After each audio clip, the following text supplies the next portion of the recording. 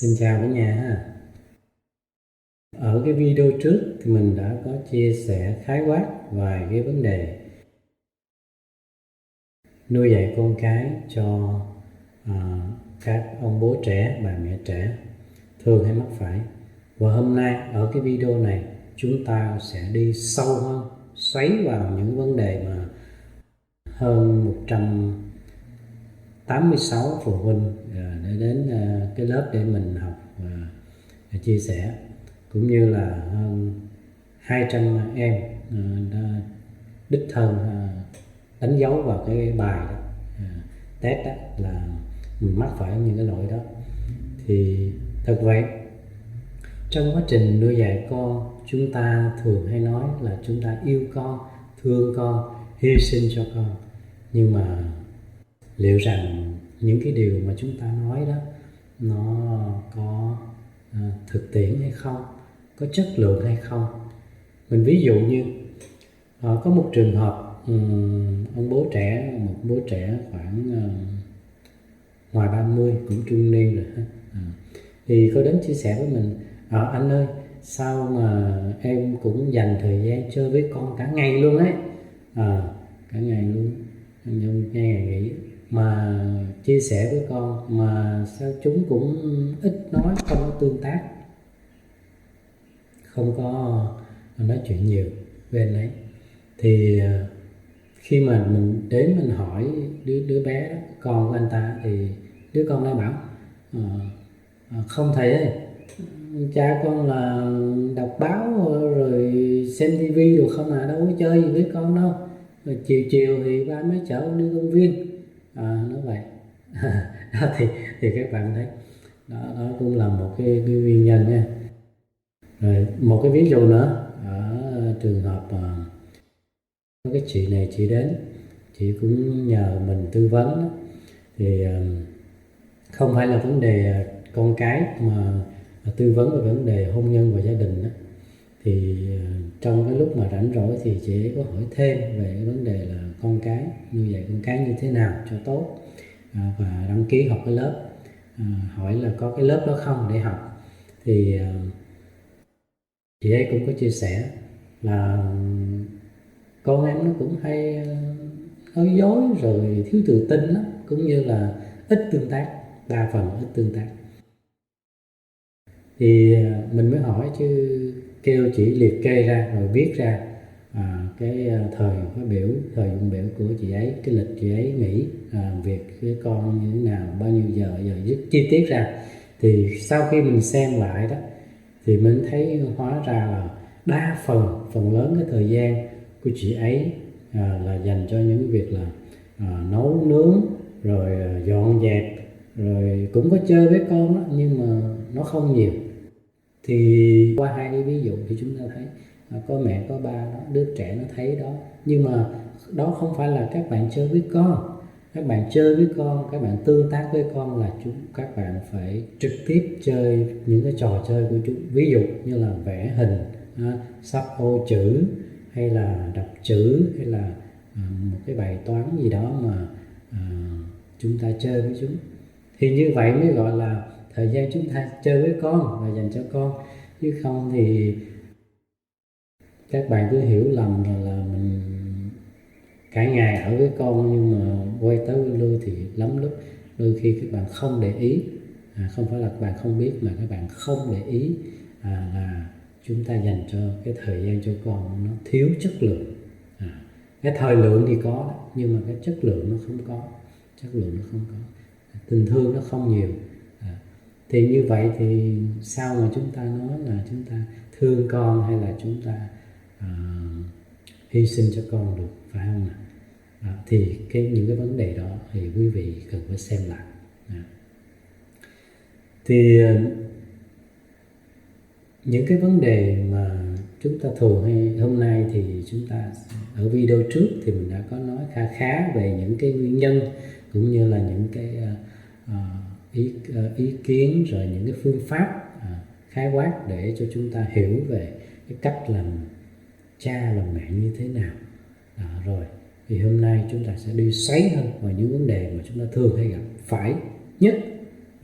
Thì mình gom lại. Nó có rất là nhiều lắm. Cái vấn đề này thì cái vấn đề mà nuôi dạy con cái có thể chúng ta nói cả đời cũng không hết đâu, tại vì nó có rất là nhiều vấn đề, nó rất là rộng lớn, nó nó nó nó sâu thẳm ở bên trong. Cái tiềm chất, cái tiềm ẩn của mỗi đứa trẻ nó khác nhau, rồi cái hoàn cảnh sống cũng khác nhau, cho nên là chúng ta không nói hết được đâu. Nhưng mà nó gom lại, nó gần giống nhau, và nó gom lại thì mình liệt kê có 5 cái vấn đề. Thứ nhất là vấn đề gì? Chúng ta thường phải là vấn đề gì? Các bạn cho cái comment ở dưới xem thử là một vài cái vấn đề mà cái lỗi chúng ta thường hay vấp phải mà các bạn thấy được đó, thì là cái gì? Thì để xem rồi nó có khớp với cái phần mình liệt kê không ha. Các bạn comment đi, coi là mình cái thường hay bị mắc cái lỗi gì, và con cái chúng ta cũng thường hay mắc lỗi gì.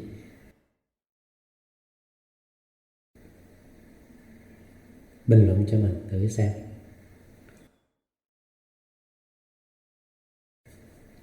Thì trong cái thời gian mà các bạn bình luận đó thì mình cũng nói tiếp thì 5 vấn đề mà chúng ta hôm nay đề cập, mình gom lại đó, mình thấy là nó có sự tương đồng. Đó là thứ nhất là cái gì? Không có vâng lời, hay cáu gắt và hay hỗn hào chẳng hạn. Đó là vấn đề thứ nhất.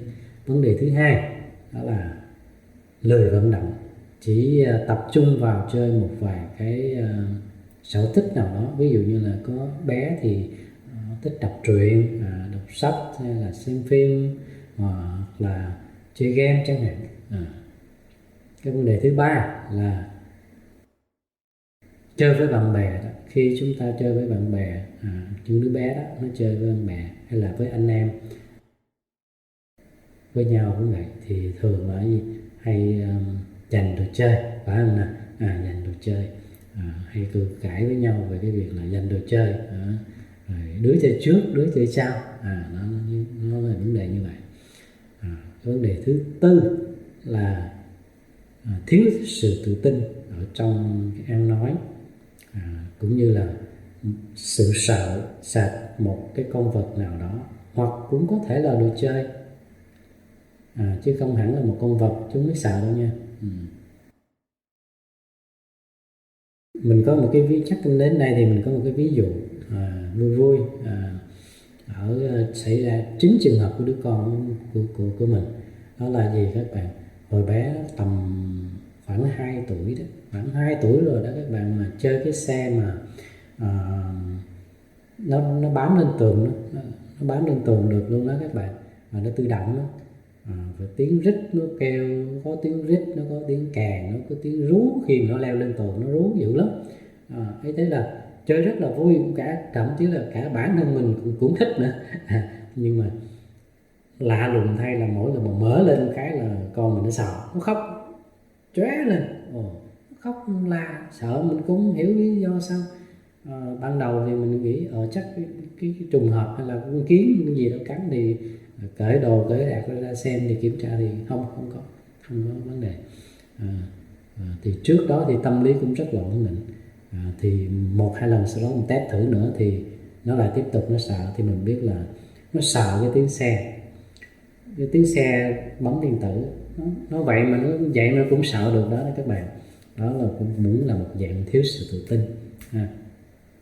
Cái vấn đề thứ 5 là hay nói dối, ít có sự thể hiện đúng được cái sự mà mình yêu thích. Đứa bé nó yêu thích cái gì đó, hoặc là nó lẩn tránh, nó trốn tránh một vấn đề gì đó, thì nó thường hay nói dối để mà né những vấn đề ra. Thì đó là khái quát 5 cái yếu tố, 5 cái vấn đề mà chúng ta thường hay vấp phải, thường hay mắc phải, những đứa trẻ nó hay gặp. Thì đó là những 5 cái vấn đề mà mình liệt kê ra đó. Các bạn comment thử xem là con em của mình hoặc là bản thân mình có mắc phải những cái lỗi đó hay không. Tiếp tục comment cho mình đi. mình phải xem một cái video đó thì các bạn phải có sự tương tác, sự hiểu, sự suy nghĩ ở trong đó thì chúng ta mới có được những cái lợi ích. Chứ còn các bạn xem những cái video mà mang tính chất là chia sẻ về kiến thức như thế này mà các bạn không có bình luận, các bạn không có comment, các bạn không có tương tác thì các bạn dễ buồn ngủ, hoặc là các bạn cảm thấy nó nhàm chán lắm. Và lắm lúc đâu đó có những câu nói rất hay, rất tuyệt vời mà chúng ta không ghi chép lại, hoặc là chúng ta học được, chúng ta nghe được, chúng ta đọc được thì nó quả là tiếc, đúng không nào? Đó. Thì cái cách đó thì mình là cái cách học của mình. Thì mình cũng hy vọng là các bạn cũng thử làm theo, nó sẽ tốt cho các bạn, giúp ích cho các bạn nhiều trong cuộc sống. Thực vậy trong cuộc sống, tại sao chúng ta thương yêu con, lo lắng cho con nhiều mà chúng không có nghe lời chúng ta, chúng không thương yêu chúng ta, chúng không có hiếu của chúng ta? Đó cũng là những cái nỗi băn khoăn, những cái nỗi trắc trở của đa phần những ông bố trẻ, bà mẹ trẻ. Tất cả nó đều do duyên các bạn. Thật ra các bạn cũng đừng buồn vì chúng ta không có được cái sự may mắn đó. Các bạn cũng đừng buồn, bởi vì các bạn phải hiểu rằng một điều, tất cả trong cái Phật Pháp, theo Phật Pháp thì tất cả nó đều do duyên và do phước báo của chúng ta. Do là phước báo các bạn không đủ, phước báo của đứa bé đó không đủ, nghiệp xấu của các đứa bé đó thì nó đang quá lớn, đức độ các bạn thì không đủ để mà che chở bảo bọc, thì chúng sẽ không nghe lời, hoặc chúng sẽ không có hiếu với các bạn đâu. Đó là theo phương pháp của Phật học. Còn giải thích theo cái lý luận và cái tính chất khoa học thì nói như thế này: những đứa trẻ, bởi vì mỗi đứa trẻ đó nó sinh ra nó có một cái tính cách khác nhau. Có hơn 100 tỷ thần kinh neuron, có hơn 100 tỷ cái tế bào thần kinh, và mỗi một cái tế bào, một cái nhóm tế bào nó sẽ quyết định một cái tính cách, một cái sự tư duy, hoặc là có một cái giọng nói, hoặc là một cái năng lực nào đó, và nó khác nhau. Chính vì vậy nó mới tạo nên một cái thế giới muôn màu muôn vẻ, huyền ảo, nhiều bí ẩn như vậy. Chứ còn bạn đừng nghĩ là các cái bộ não nó có khối lượng bằng nhau, hay là sự phân bố neuron thần kinh nó giống nhau, thì không phải các bạn. Các bạn phải hiểu những điều đó. Cho nên là do là sự phân bố ở cái neuron thần kinh ở trong bộ não nó khác nhau, biến chuyển thành những cái tính cách và những cái suy nghĩ rất là khác nhau, và thế là chúng ta không thể đồng nhất, cũng như là không có giống được với con của chúng ta, là chuyện rất bình thường. Cho nên là các bạn không có gì phải buồn cả, mà chúng ta phải hiểu là có đôi khi chúng ta sử dụng cái phương pháp, hoặc là cái cách mà chúng ta dạy dỗ con chúng ta đó, nó chưa hợp lý, hoặc là nó chưa đúng cách, hoặc nó có vấn đề ở chỗ nào đó mà các bạn ở trong cuộc thì người ta thường hay nói là hay bị lu mờ, ít có thấy, mà các bạn phải kể những điều đó ra cho bạn bè các bạn nghe, hoặc là đến gặp những cái vị nào đó nó đủ kiến thức, đủ sức để mà giải quyết những cái thắc mắc đó cho các bạn, thì các bạn sẽ thấy được cái vấn đề các bạn nằm ở đâu, sai ở chỗ nào đó. Còn đôi khi chúng ta bị chủ quan thì chúng ta nghĩ là chúng ta đã làm hết sức rồi, chúng ta đã thương yêu con chúng ta thật nhiều, hy sinh thật là lớn rồi, bằng cách này bằng cách kia, thì không phải, thì nó không phải đâu. Chúng ta đừng cứng nhắc và đừng cố chấp. Như vậy thì nó sẽ rất là khó để mà chúng ta có sự đồng cảm với con cái của chúng ta. Vợ chồng cũng vậy nữa các bạn. Chúng ta khó, hầu như là không thể nào nói là hòa hợp với nhau. Thường thường ta nói là vợ chồng hòa hợp với nhau, con cái hòa hợp với nhau, đó chỉ là lời khuyên thôi các bạn, chứ còn thực tế nó rất là hiếm, rất là hiếm. Mình nói là thật, cực kỳ hiếm luôn. Bởi vì cái như các bạn đã thấy rồi đó, nó có cả tỷ cái tế bào thần kinh neuron nó như vậy, thì nó làm sao giống nhau được các bạn. Nhưng mà chẳng qua là nó tương đồng hoặc là nó phù hợp với một khía cạnh nào đó, thì nếu may mắn chúng ta khớp gần đúng với nhau thì nó gần khớp với nhau thì chúng ta hòa hợp sống vui vẻ với nhau, hoặc là chúng ta có những cái phương pháp gì đó bằng một cái cách gì đó vân vân, thì có thể là chúng ta tập chấp nhận, chúng ta tạm chấp nhận nó và hài lòng với nó, và như vậy rồi được gọi là hòa hợp. Chứ thực ra mà nói hòa hợp là không có được các bạn, bởi vì hai bộ não khác nhau thì nó sẽ khác nhau chứ không có thể nào mà giống nhau được. Đó là nguyên tắc và nguyên lý chung, nó như vậy. Thì hôm nay thì mình chia sẻ cho các bạn vài điều như vậy.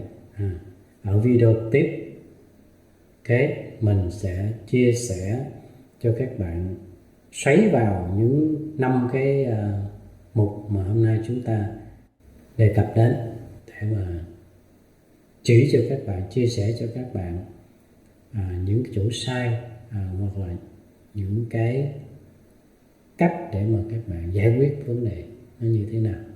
Thì ở video kế mình sẽ chia sẻ điều đó.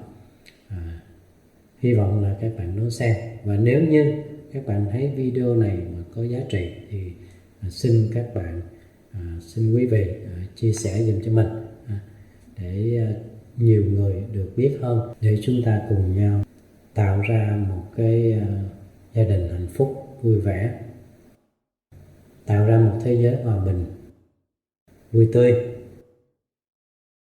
Đó là điều hy vọng lớn lao nhất. Xin cảm ơn các bạn đã dành thời gian xem video của mình.